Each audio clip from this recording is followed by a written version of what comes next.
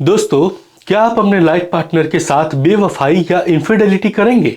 जी हाँ, वही infidelity, adultery या विवाहित संबंध जिसमें आप अपनी वाइफ या हस्बैंड को चीट करके किसी अन्य व्यक्ति के साथ एक्स्ट्रा मैरिटल अफेयर्स कर लेते हैं।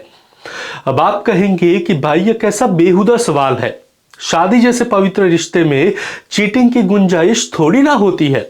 आफ्टर ऑल, वेस्टर्नाइज सोसाइटी से अलग हमारे समाज में तो शादी का मतलब ही यही माना जाता है कि अब आप हमेशा के लिए एक दूसरे के सुख दुख के साथी है और इस बंधन में जन्म जन्म के लिए बंध चुके हैं, जिसमें केवल दो लोग ही नहीं बल्कि दो परिवार भी एक दूसरे से मिलकर एक हो जाते हैं। मगर आपको जानकर आश्चर्य होगा कि इस सब के बावजूद भी हमारे देश में एक्स्ट्रा मैरिटल अफेयर्स का ग्राफ काफी ऊपर जाता दिखाई दे रहा है। स्पेसिफिकली मैरिड इंडिविजुअल के डिस्क्रिक्ट अकाउंट्स के लिए बनाई गई extra marital dating website Gliddon द्वारा 2020 में कराए गए सर्वे के अनुसार देश के 55% मैरिड इंडिविजुअल्स ने अपने स्पाउसेस के साथ चीट किया है।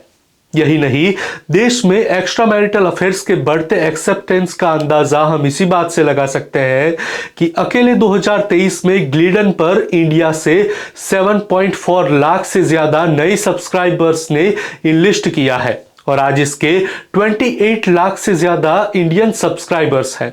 इसी तरह ग्लिडन द्वारा प्रेजेंट की गई एक रिपोर्ट के अनुसार देश में सबसे ज्यादा इनफिडेलिटी देश की आईटी कैपिटल बेंगलुरु में ही देखने को मिल रही है, जहां 2019 में ही 1.35 लाख मैरिड इंडिविजुअल्स इस ग्लिडन पर पार्टनर की तलाश कर रहे थे।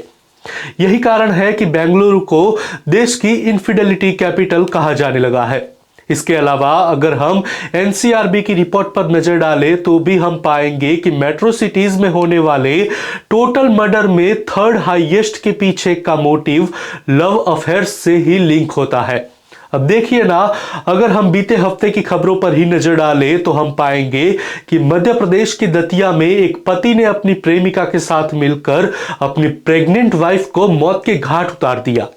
तो वही तेलंगाना के नगर कुर्नूल में एक मां ने अपने 12 साल के बेटे को केवल इसीलिए मार दिया क्योंकि उस बच्चे ने अपनी मां को उसके लवर के साथ रंगे हाथों पकड़ लिया था। यही कारण है मद्रास हाई कोर्ट ने भी एक्स्ट्रा मैरिटल अफेयर्स के राइजिंग ट्रेंड को लेकर अपनी चिंता जाहिर की है। इसी तरह गुजरात में महिलाओं की मदद के लिए बनाई गई वुमेन हेल्पलाइन हॉटलाइन अभयम पर आने वाले डिस्ट्रेस कॉल्स में डोमेस्टिक वायलेंस और हैरेसमेंट के बाद third highest number of calls extra marital affairs से रिलेटेड है। यही नहीं, हेल्पलाइन के आंकड़े बताते हैं कि स्पाउस द्वारा की जा रही इनफिडेलिटी से जुड़े प्रश्नों से रिलेटेड इन कॉल्स में बीते 5 सालों में 2.5 गुना से ज्यादा बढ़ोतरी हुई है। अब ऐसे में प्रश्न यह उठता है कि आखिर ऐसा क्यों हो रहा है और क्यों भारतीयों के बीच इनफिडेलिटी की टेंडेंसी बढ़ती जा रही है, और क्या यह भी इंडियन सोसाइटी पर वेस्टर्नाइजेशन का ही इन्फ्लुएंस है या फिर बात कुछ और है। आइए आज हम इसी विषय पर बात करते हैं और इसको विस्तार से समझते हैं। Is adultery crime in India? दोस्तों, हालांकि मैरिज को देखने का हर व्यक्ति और समाज का अपना एक अलग नजरिया हो सकता है। कोई इसे सोशल कॉन्ट्रैक्ट या ऑब्लिगेशन समझता है तो कोई इसे लव और म्यूचुअल रिस्पेक्ट के बल पर खड़ा लाइफ लॉन्ग रिलेशनशिप। किसी समाज में इसे एक हॉली अलायंस माना जाता है तो कहीं इसे भी बाकी रिलेशनशिप की तरह ट्रांजिटरी नेचर का माना जाता है जो समय के साथ बदलता रहता है। यही कारण है कि एक्स्ट्रा मैरिटल अफेयर्स को भी सब अलग अलग चश्मों से देखते हैं और इसीलिए कभी इसे एक व्यक्ति की फ्रीडम ऑफ चॉइस से जोड़कर देखा जाता है तो कभी इसे सोशल फैब्रिक और फैमिली को तोड़ने वाले क्राइम के रूप में। मैरिज के नेचर और एक्स्ट्रा मैरिटल अफेयर्स की इसी कॉम्प्लेक्स इक्वेशन की वजह से किन्हीं कंट्रीज में सोसाइटीज में इनफिडेलिटी को एक क्राइम माना जाता है तो कहीं इसे एक taboo yet common social practice की तरह नजरअंदाज किया जाता है। यदि हम भारत की ही बात करें तो 2018 के पहले इंडियन पिनल कोड के सेक्शन 497 के अंडर एडल्ट्री को एक क्रिमिनल एक्ट माना जाता था। मगर 2018 के Joseph Shine versus Union of India case में सुप्रीम कोर्ट ने सेक्शन 497 को खारिज करके एडल्ट्री को क्रिमिनल ऑफेंस की श्रेणी में बाहर कर दिया है और इसे डिवोर्स के लिए ग्राउंड के रूप में केवल एक सिविल रॉन्ग माना जाता था। हालांकि इसके पीछे कोर्ट का तर्क था कि आईपीसी का सेक्शन 497 जो देश में एडल्ट्री से जुड़े क्राइम्स से डील करता है वह जेंडर ग्राउंड्स पर डिस्क्रिमिनेटरी था और ऐसा इसलिए था क्योंकि इस जजमेंट के पहले देश में एडल्ट्री के लिए 5 इयर्स ऑफ इम्प्रिजनमेंट या जुर्माने का प्रावधान था। मगर यह लॉ केवल पुरुषों पर लागू था क्योंकि इस लॉ के अंडर एक महिला को ऑफेंडर नहीं माना जाता था। यही कारण है कि कोर्ट ने इसे जेंडर डिस्क्रिमिनेशन मानते हुए कॉन्स्टिट्यूशन के आर्टिकल 14, 15 और 21 का उल्लंघन मानते हुए right to equality, non discrimination और लाइफ इन लिबर्टी के फंडामेंटल राइट के अगेंस्ट माना था। मगर हाल ही में parliamentary committee on home affairs ने एक बार फिर एडल्ट्री को एक क्राइम के रूप में भारतीय न्याय संहिता 2023 में री इंस्टीट्यूट करने की अनुशंसा की है, जहां इस बार कमेटी का सजेशन था कि सुप्रीम कोर्ट के गाइडलाइंस के अकॉर्डिंग इस बार एडल्ट्री लॉ को मेन और वीमेन दोनों पर समान रूप से लागू करते हुए जेंडर न्यूट्रल बनाया जाए। हालांकि एडल्ट्री को क्रिमिनलाइज करने और ना करने को लेकर दोनों ओर से अपने अपने पक्ष रखे जाते हैं। जहां एक और इसे क्रिमिनलाइज करने के पक्ष में इंस्टीट्यूशन ऑफ मैरिज की सैंक्ट को प्रिजर्व करने, एडल्ट्री को पनिशेबल ऑफेंस बनाकर सोसाइटी में इसे डिस्क करने, मोरल ग्राउंड पर एक्स्ट्रा मैरिटल अफेंस के विरुद्ध एक डिटरेंस पैदा करने और अपने पार्टनर द्वारा मैरिटल फिडेलिटी को ब्रीच करने या वायलेंस ऑफ ट्रस्ट की स्थिति में एग्रीव्ड स्पाउस के लिए एक लीगल कोर्स ऑफर करने की बात की जाती है। तो वही दूसरी ओर एडल्ट्री को क्रिमिनलाइज करने के विरोध में एक पक्ष यह भी रखा जाता है कि ऐसा करके मैरिटल रिलेशनशिप्स में इंडिविजुअल ऑटोनॉमी इन्फ्रिंज होती है। जहां अपने जजमेंट में सुप्रीम कोर्ट ने भी इसे इन्हीं ग्राउंड्स पर आर्टिकल 21 के राइट टू लाइफ के अगेंस्ट माना था, जो कि दोनों स्पाउसेस को समान रूप से fundamental right to dignity and privacy provide करता है। यही कारण है कि कोर्ट ने एडल्ट्री को डिवोर्स का ग्राउंड तो माना था, मगर इसे क्रिमिनल ऑफेंस के रूप में खारिज कर दिया था। यहां तक कि पार्लियामेंट्री ग्रुप में शामिल Congress MP and farmer home minister P Chidambaram ने भी एडल्ट्री को फिर से क्रिमिनलाइज करने को लेकर अपना डिसेंट शो करते हुए कहा था कि the state has no business to enter into the lives of a couple and punish the एलेग wrongdoer. Dissent note. In his dissent note to the three bills, Congress MP and former Home Minister P. Chidambaram emphasized that interference by the state in the private life of consenting adult must be avoided. Adultery should not be crime. It is an offense against marriage which is a compact between two persons. If the compact is broken, the aggrieved spouse may sue for divorce or civil damages. To raise marriage to the level of a sacrament is outdated. In any event, a marriage concerns only two persons and not society at large.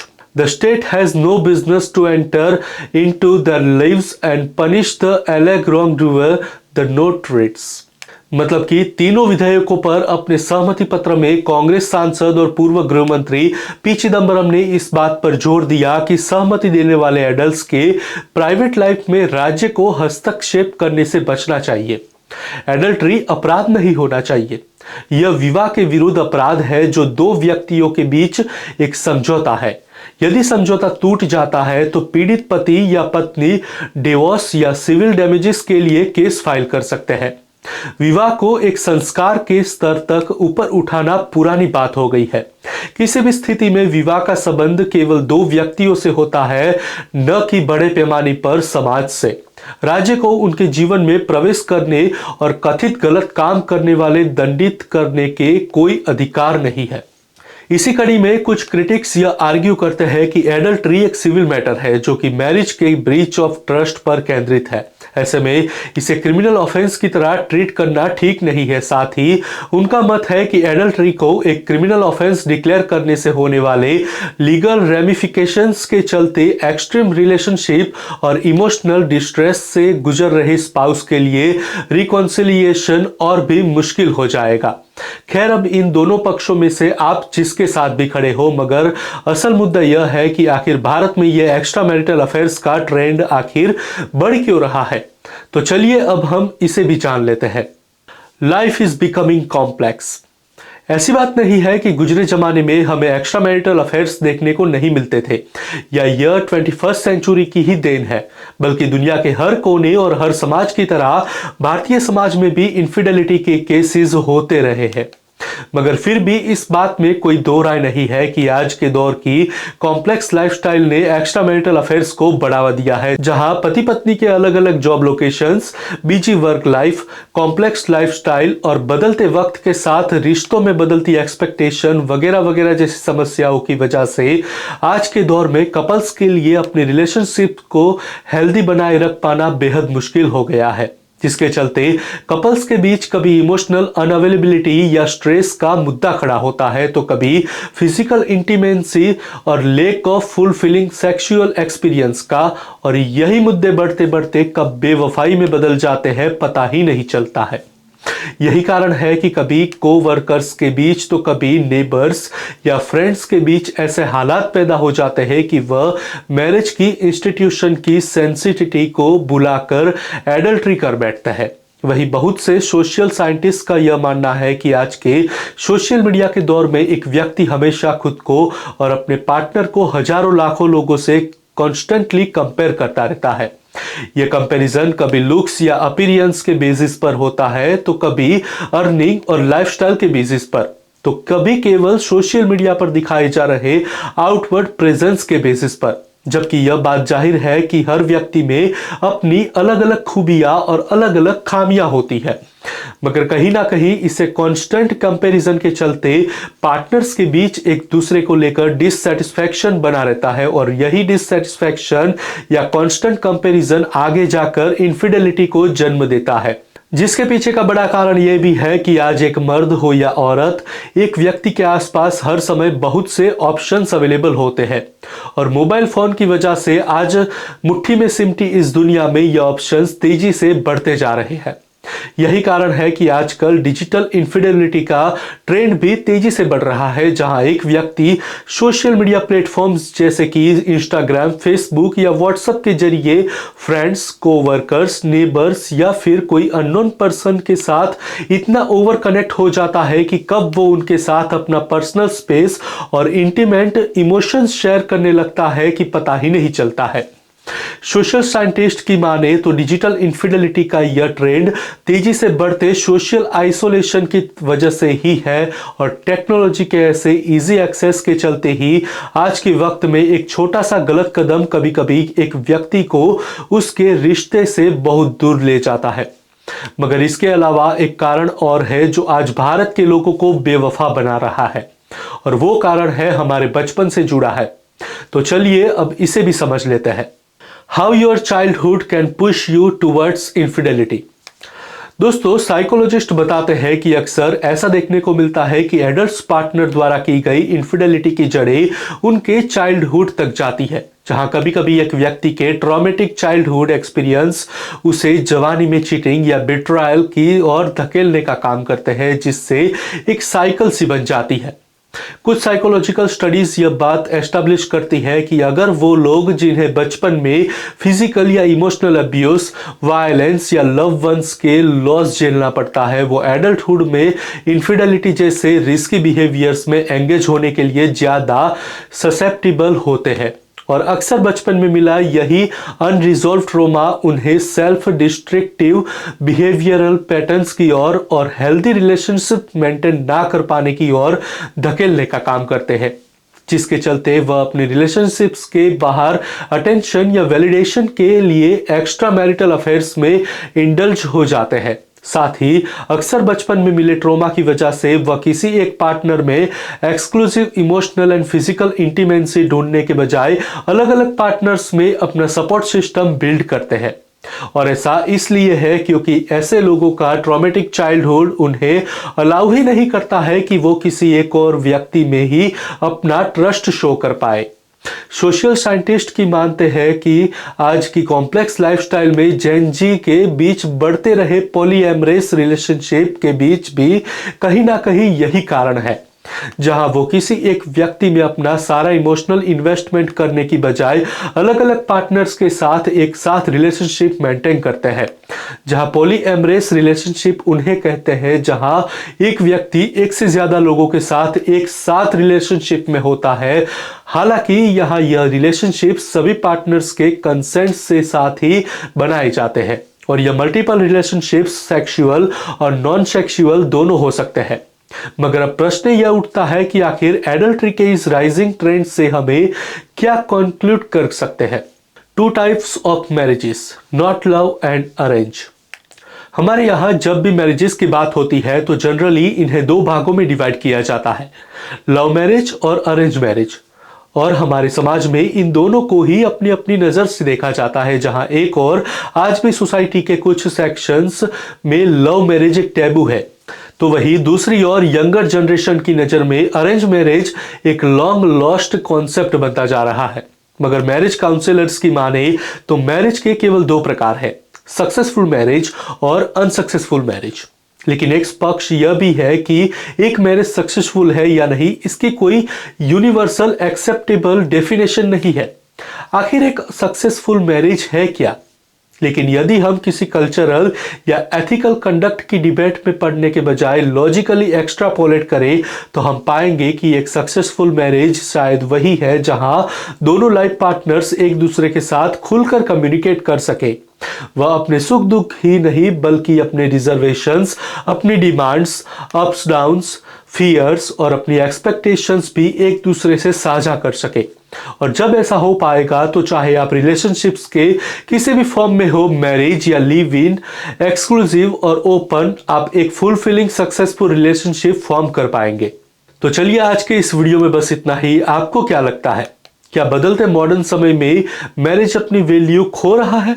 अपने सुझाव हमें comment box में जरूर लिखें और ऐसे ही videos को देखने के लिए अभी चैनल को सब्सक्राइब कर दीजिए और हाँ, बेल आइकन दबाना मत भूलिएगा जिसके कि आगे आने वाले वीडियोस की जानकारी आप तक पहुंचती रहे।